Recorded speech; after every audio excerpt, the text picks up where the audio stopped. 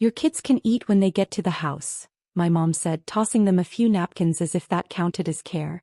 My sister's sons unwrapped their $67 pasta and cake boxes right there at the table. Her husband chuckled, "Next time feed them first." I just said, "Got it." Hi everyone, my name is Clara Wynn, I'm 32. And if silence had a taste, it would have been the one stuck in my throat that night. Have you ever realized your family doesn't see your children as family? The restaurant smelled of truffle oil and lemon butter. Plates clinked like laughter in disguise. My twins, Noah and Grace, sat quietly beside me, eyes glued to the tablecloth, pretending not to be hungry. I had promised them dessert. I didn't expect to be told they could eat later, like guests overstaying their welcome in their own bloodline. Mom leaned back, swirling her wine. Honestly, Claire, if you worked harder, maybe you could afford to treat your kids sometimes. It's not our job to keep them fed. My sister Olivia laughed, "Hi, brittle. Maybe next month, sis. When your freelance thing actually pays." That line hit harder than I'd admit. They never asked what it cost to rebuild life after a storm. They only cared that I didn't bring thunder. Noah whispered, "Mom, are we in trouble?" I smiled. "No, baby. Just learning how grown-ups act when they forget manners." The waiter returned, pen ready. "Will you be needing anything else, ma'am?" I looked at my kids, then at the empty side plate meant for bread. My mother rolled her eyes, assuming I'd stay quiet, like always. But something inside me clicked. The same sound as a lock turning. "Yes," I said calmly, standing up. The chair's scrape made the table pause. "We'll need the check for everyone's meal." "I'll handle it." Olivia's fork froze midair. "You pay for this?" Mom snorted. "Don't embarrass yourself, Clara." I smiled faintly. No embarrassment left to spare. As I reached for my card, their laughter faded into uncertainty. The waiter's pen trembled slightly. Even he sensed the shift. Because what they didn't know, what none of them could imagine, was that I hadn't come here to eat. I had come here to end something. And when I signed that receipt, it wasn't a payment. It was the beginning of a collection.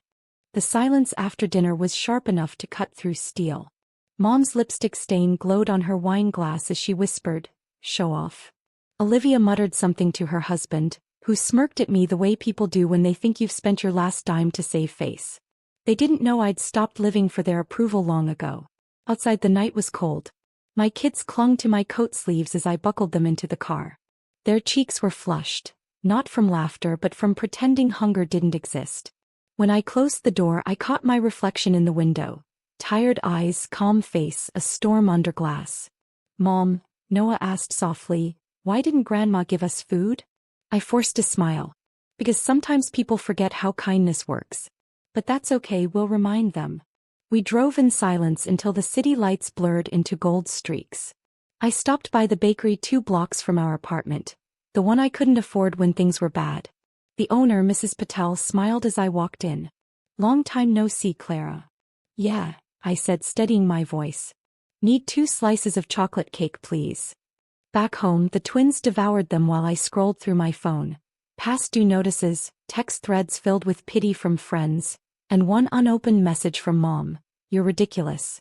Don't call us for help again." Help? I'd never received any.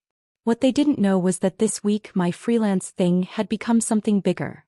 Something registered, trademarked, and signed by a client they'd all recognize from their overpriced dinner conversations. The deposit alone could cover 3 months of what my parents once spent on Olivia's birthday brunches. But revenge wasn't going to be about money. Not this time. It would be about correction. I glanced at the clock. 11:47 p.m. Then I opened a document titled, "The Wynn Family Foundation Proposal." It had my name on it. Not theirs. And under the list of donors, the first name read Olivia Harper, marked pending verification. She had no idea her signature was already attached, courtesy of the loan she'd begged Mom to co-sign 2 months ago. By the time they realized who really held the rights to the family's so-called charity trust, it would be too late. My phone buzzed. "Olivia, are you awake? We need to talk." I smiled into the dark. Finally, I thought. It begins.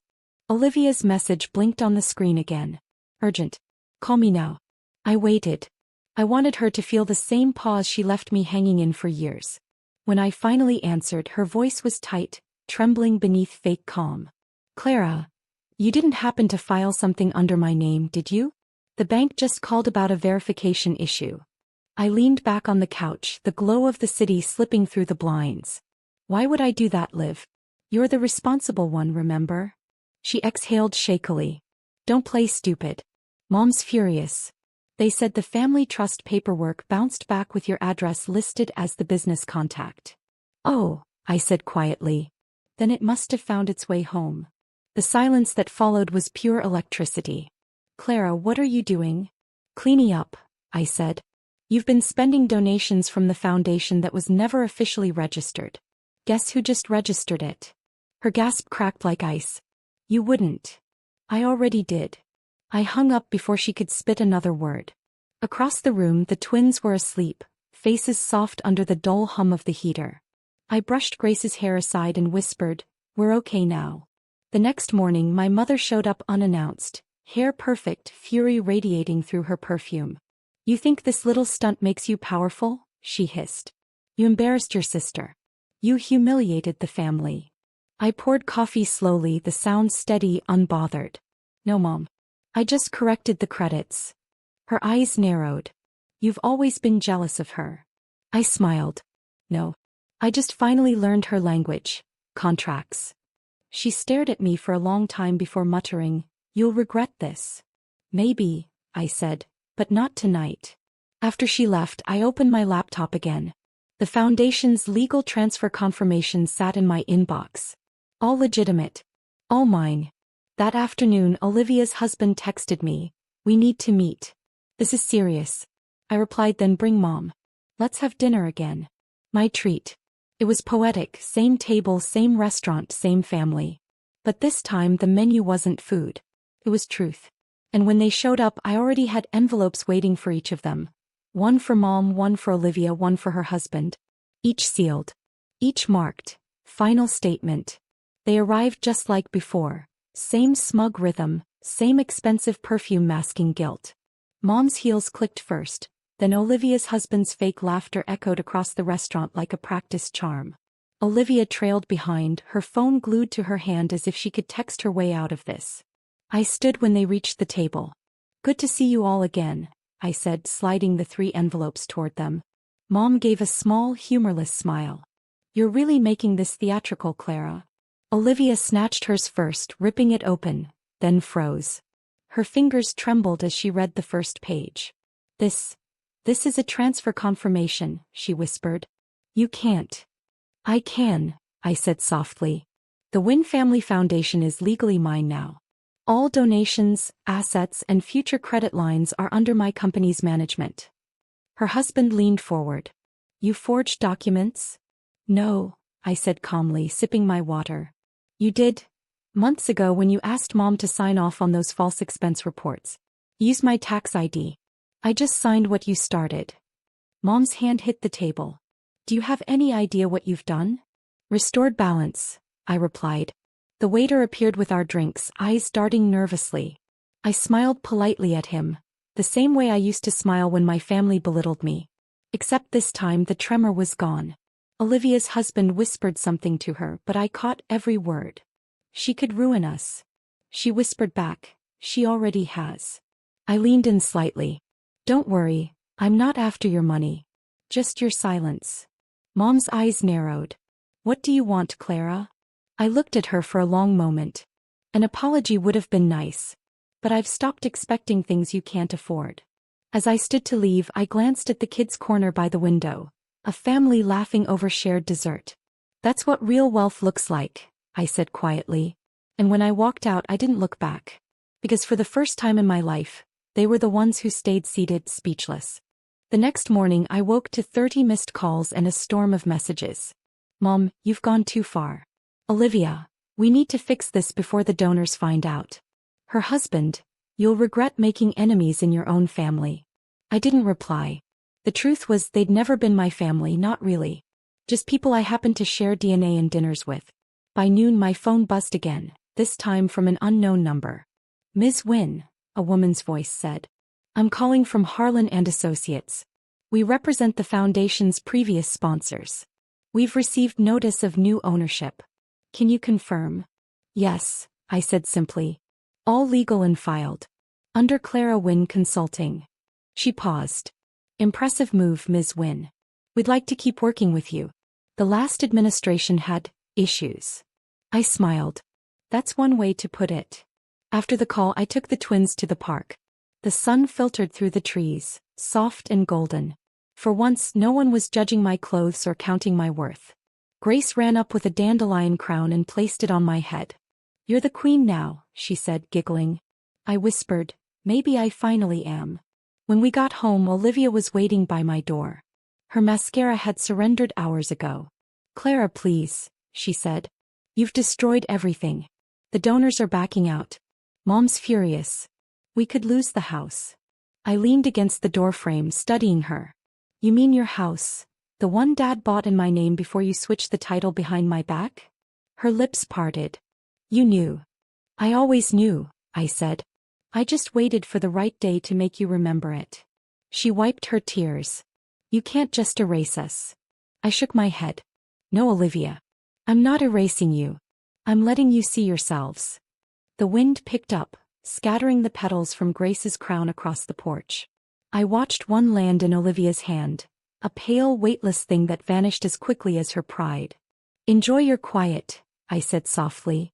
You taught me how. Days passed. My phone barely buzzed anymore. The same people who once sent daily critiques now sat in their own quiet.